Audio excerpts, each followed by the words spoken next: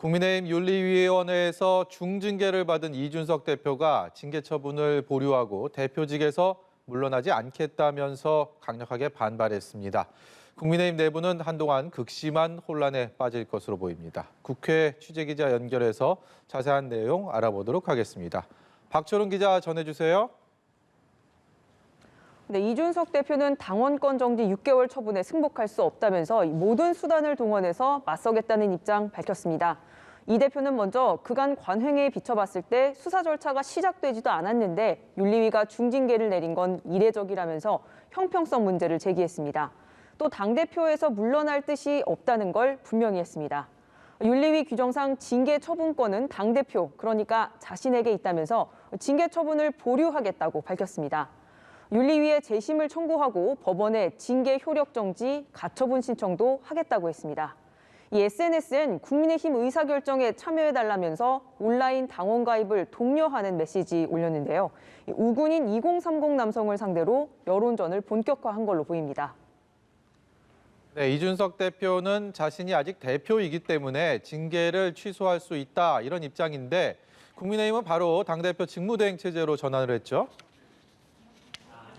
네, 그렇습니다. 국민의힘에선 한동안 이 대표 거취를 두고 극심한 혼란 벌어질 걸로 예상이 됩니다. 당대표 직무를 계속할 수 있다는 게 이준석 대표 입장이지만 당 서열 2인자인 권성동 원내대표는 윤리위의 징계 처분이 의결 즉시 효력이 발생하기 때문에 이 대표 징계를 기정사실화했습니다. 그러면서 당대표 직무대행 체제 시작을 공식화한 상태입니다. 내용을 빠르게 수습하겠다는 의지를 드러낸 걸로 풀이되는데 권성동 원내대표 발언 들어보시겠습니다. 윤리위원회 징계 의결 즉시 효력이 발생을 해서 당대표의 권한은 정지가 되고 그 권한은 원내대표가 직무 대행을 하는 것으로 해석을 하고 있습니다. 네, 이 대표 임기는 내년 6월까지로 1년 가까이가 남아 있습니다. 대표직 유지를 두고 당내 충돌이 불가피해 보이는데 이 대표는 오늘 대부분의 일정을 취소하고 대응책을 고심하고 있는 상태입니다. 이 아침 라디오 인터뷰를 제외하고 아직까지 이 대표 발언이 나온 건 없습니다.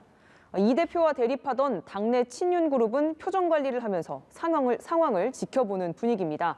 이 집권 여당 대표 공백에 대한 우려를 이유로 이 대표 사퇴를 압박하는 목소리 점점 커질 거란 전망 나옵니다.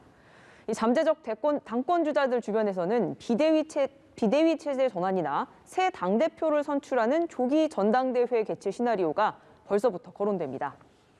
이 대표가 6개월 당원권 정지를 받아들이고 버티다가 6개월 뒤에 대표직에 복귀할 가능성 역시 거론이 됩니다. 2019년 당원권 정지 3개월을 받고서 복귀한 김순례 전 최고위원 사례가 있습니다. 네, 이번 사태와 관련해서 윤석열 대통령의 입장은 나왔습니까? 네, 윤 대통령은 당을 수습하는 데 대통령 발언은 도움이 안 될 거라면서 말을 아꼈습니다. 오늘 아침 윤 대통령 발언 직접 들어보시겠습니다.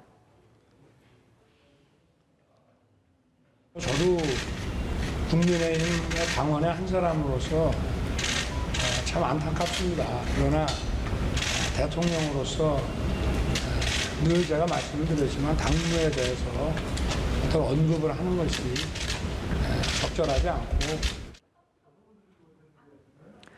네, 윤 대통령은 당이 힘을 합쳐서 조속히 어려움을 극복해 나갈 걸 기대한다고도 밝혔습니다. 이 대표 징계 후폭풍에 휩싸인 여권이 이렇게 혼란스러운 상황에서 더불어민주당은 윤석열 정부가 본격적으로 사정정국을 조성하려 한다면서 반격에 나섰습니다. 우상호 비대위원장은 국정원이 서해 공무원 피격 사건과 관련해 박지원 전 국정원장을 고발한 걸 두고 국정원의 정치 개입 망령이 되살아나고 있다. 또 문재인 정부에 친북 딱지를 붙이고 정치 보복을 하려다가 국가기밀 유통 방식까지 드러나게 한다. 이렇게 비판을 했습니다. 민주당 의원 30명은 용산 국방부를 찾아서 비선 외교와 대통령실 사유화를 규탄하는 기자회견을 열었습니다. 지금까지 국회에서 연합뉴스TV 박초롱입니다.